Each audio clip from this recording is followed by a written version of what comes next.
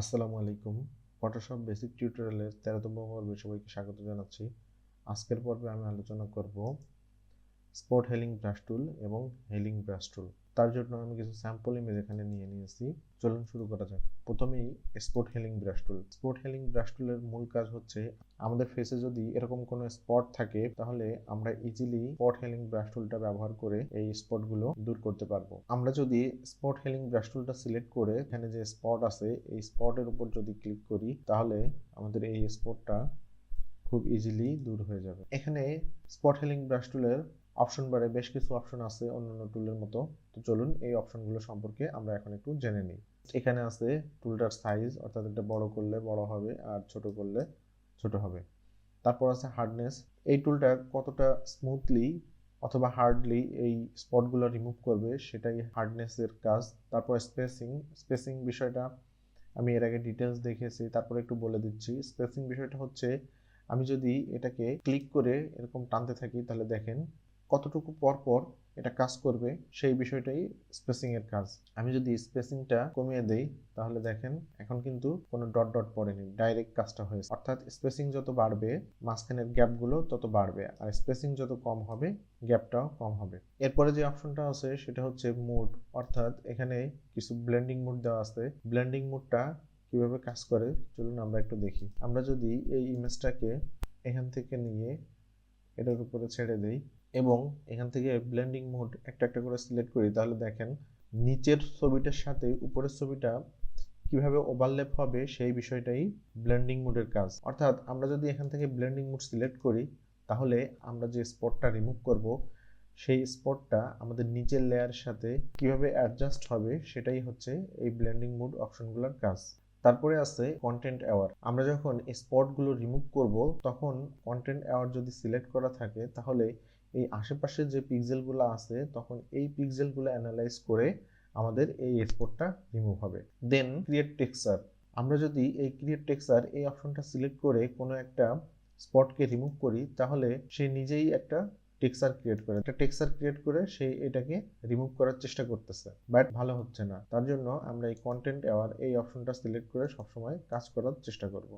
Content aware দেওয়ার পরে কিন্তু এই স্পটটা খুব সুন্দরভাবে রিমুভ হয়ে গেছে। এরপরে আছে প্রক্সিমিটি ম্যাচ। এটা হচ্ছে খুব সিম্পল, যদি কোনো কাজ থাকে তাহলে আমরা এটা দিয়ে ইজিলি করতে পারবো। এই যে এই ধরনের সিম্পল, একেবারে সিম্পল কাজ যেগুলা সেগুলা আমরা এই প্রক্সিমিটি ম্যাচ এটা দিয়ে করতে পারবো। এটার কাজও অনেকটা এটার মতো, বাট এই কন্টেন্ট অ্যাওয়ার এটা হচ্ছে খুব জটিল যে কাজগুলো থাকে সেগুলো সে খুব সুন্দরভাবে করতে পারে, আর আমরা নর্মাল কোনো স্পট যদি থাকে প্রক্সিমিটি দিয়ে কাজ করতে পারবো। দেন স্যাম্পল অল লেয়ার। এই স্যাম্পল অল লেয়ার যদি টিকমার্ক করা থাকে তখন আমার যদি 2-3টি লেয়ার থাকে একটা ওয়ার্ক স্পেসে তখন ওই 2-3টি লেয়ার থেকেই পিক্সেলটাকে অ্যানালাইজ করে তারপরে সে এখানকার স্পটগুলো রিমুভ করবে।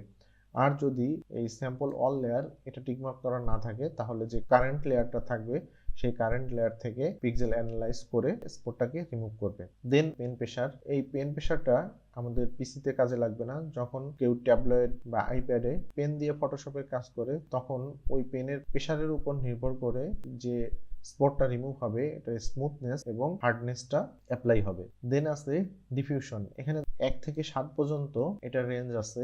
1 থেকে 3 পর্যন্ত যদি সিলেক্ট করি তাহলে এটা খুব স্মুথ হবে এবং 4 থেকে 7 পর্যন্ত যদি আমরা সিলেক্ট করি তাহলে হার্ড হবে। তো এরপরে আমাদের যে টুলটা আছে সেটা হচ্ছে হেলিং ব্রাশ টুল। হেলিং ব্রাশ টুলটা স্পট হেলিং ব্রাশ টুলের চাইতে আরো খুব ইজিলি আমাদের এই স্পটগুলো রিমুভ করার জন্য সাহায্য করবে।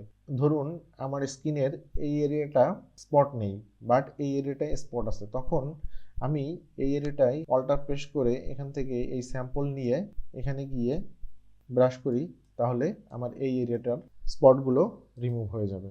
হেলিং ব্রাশ টুলেরও অপশন বারে বেশ কিছু অপশন রয়েছে, চলুন এগুলো সম্পর্কে একটু জেনে নেই। আমরা এগুলো সম্পর্কে আগেই জেনেছি। তো এটার উপর যদি আমরা ক্লিক করি তাহলে এখানে ক্লোন সোর্স নামে একটা প্যানেল ওপেন হয়েছে। এই ক্লোন সোর্স প্যানেলটায় আমাদের এখানে বেশ কিছু অপশন রয়েছে। দেখুন আমাদের প্রথমেই যে অপশনটা আছে এই অপশনটায় যদি টিকমার্ক না থাকে তাহলে আমরা কোনো একটা জায়গাকে যদি স্যাম্পলিং করে ব্রাশ করি তাহলে কি ঘটে, এই চোখটা যেমন ছিল এখানেও এই চোখটা সেইভাবেই কপি হয়েছে। বাট আমি যদি এটার উপর টিকমার্ক করে এখান থেকে স্যাম্পলিং করে এই পাশে ব্রাশ করি তাহলে চোখটা কিন্তু এখানে ফ্লিপ হয়ে পেস্ট হয়েছে। এরপরে এখানে নিচে যে অপশনটা আছে সেটারও সেম কাজ, অর্থাৎ আমি যদি উপরের অংশকে স্যাম্পলিং করে নিচের দিকে পেস্ট করি তাহলে এটাও ভার্টিক্যালি ফ্লিপ হয়ে এখানে পেস্ট হবে। দেন এখানে সোর্স যে অপশনটা দেখাচ্ছে সেটার মানে হচ্ছে আমরা যে জায়গা থেকে সোর্স কালেক্ট করব সেই জায়গাটা স্থানাঙ্ক এখানে শো করতেছে। এখানে অ্যাঙ্গেল, আমি যে স্যাম্পলটা কপি করব সেই স্যাম্পলটা কত ডিগ্রি অ্যাঙ্গেল করে পেস্ট করতে চাচ্ছি সেই অ্যাঙ্গেলটা আমরা এখানে বসিয়ে দিতে পারি। দেন অপাসিটি, এটা কি 100% অপাসিটি নিয়ে পেস্ট হবে নাকি আরো কম নিয়ে পেস্ট হবে সেটা আমরা এখান থেকে কম বেশি করে দিতে পারি। তারপরে এখানে আছে ব্লেন্ডিং মুড অপশনটা আমি একটু আগেই বললাম, সেম এটাও। তারপরে আছে সোর্স, যে স্যাম্পলটা এখান থেকে কপি করব সেই স্যাম্পলটাই এখানে পেস্ট হবে নাকি যদি আমরা এখান থেকে প্যাটার্ন সিলেক্ট করি তাহলে দেখেন এখানে অনেকগুলো প্যাটার্ন দেখা যাচ্ছে। কোনো একটা প্যাটার্ন যদি আমরা এখান থেকে সিলেক্ট করে এটাকে যদি এখানে ব্রাশ করি তাহলে দেখেন এই প্যাটার্নটাই এখানে ব্লেন্ডিং হয়ে যাবে। দেন অ্যালাইন, আমি যদি এই অ্যালাইনের উপর ক্লিক করে এখান থেকে স্যাম্পলিং করি, দেখেন আমি যদি একটা ক্লিক ছেড়ে দেওয়ার পরে আবার স্যাম্পলিং শুরু করি তাহলে কিন্তু এই যে প্লাস আইকনটা আছে এই প্লাস আইকনটা নিচের দিকে নেমে আসতেছে। বাট আমি যদি এই অ্যালাইনটাকে টিকমার্ক তুলে দেই এবং এখানে স্যাম্পলিং করে এখানে ব্রাশ করি, আমি যদি ক্লিকটাকে ছেড়ে দিয়ে আবার নতুন করে ক্লিক করি তাহলে প্লাস আইকনটা ওই একই জায়গা থেকে আবার কপি করা শুরু করবে। আশা করি অ্যালাইন বিষয়টা আপনারা বুঝতে পেরেছেন। এরপরে ইউজ লেগেন্সি, এই ইউজ লেগেন্সির কাজটা হচ্ছে ফটোশপের প্রিভিয়াস ভার্সনে এই হেলিং ব্রাশ টুলটা যেভাবে কাজ করতো আমরা যদি সেই ধারাটা অব্যাহত রাখতে চাই তাহলে এই ইউজ লেগেন্সি এটার উপর টিকমার্ক দিয়ে কাজ করতে পারি। দেন আছে স্যাম্পল, এই স্যাম্পলের ভিতরে তিনটা অপশন আছে, একটা হচ্ছে কারেন্ট লেয়ার, আর একটা কারেন্ট অ্যান্ড বিলো, আর হচ্ছে অল লেয়ার। এখানে যদি অনেকগুলো লেয়ার থাকে তাহলে আমরা যে স্যাম্পলটা নিব সেটা কি কারেন্ট লেয়ার থেকে কপি করবে নাকি কারেন্ট অ্যান্ড বিলো এই দুইটা লেয়ার থেকে কপি করবে অথবা অল লেয়ার থেকে কপি করতে পারবে সেটাই দেখাচ্ছে। চলুন আপনাদেরকে একটু প্র্যাকটিক্যালি দেখাই। এখান থেকে যদি আমি কারেন্ট লেয়ার সিলেক্ট করি, আমার এখন 1 নম্বর লেয়ারটা সিলেক্ট আছে, অর্থাৎ এই উপরের লেয়ারটা সিলেক্ট আছে। আমি যদি এটার উপর অল্টার প্রেস করে স্যাম্পলিং করি এবং এই লেয়ারে পেস্ট করতে চাই তাহলে দেখেন আমার কিন্তু কোনো কাজ হচ্ছে না, কারণ হচ্ছে আমার এই লেয়ারটা সিলেক্ট আছে, অর্থাৎ এই উপরের লেয়ারটা সিলেক্ট আছে। আমি যদি এটাকেই স্যাম্পলিং করে এখানে পেস্ট করি তাহলে দেখেন আমার কাজটা কিন্তু হচ্ছে। এরপরে আছে কারেন্ট অ্যান্ড বিলো, এই কারেন্ট অ্যান্ড বিলো যদি সিলেক্ট করি তাহলে আমার এই উপরে যে লেয়ারটা সিলেক্ট আছে এবং তার ইমিডিয়েট নিচে যে লেয়ারটা আছে এই দুইটি লেয়ার থেকে আমি স্যাম্পলিং করতে পারবো। চলুন এটা একটু দেখি। আমি যদি এখান থেকে এটাকে স্যাম্পলিং করি এবং এখানে পেস্ট করি তাহলে দেখেন এখন কিন্তু আমি এটাকে পেস্ট করতে পারতেছি। আর যদি অল লেয়ার আমি সিলেক্ট করি তাহলে আমার যতগুলো লেয়ারই এখানে থাকুক না কেন আমি যে কোনো লেয়ার থেকে যে কোনো লেয়ারে কপি করতে পারবো।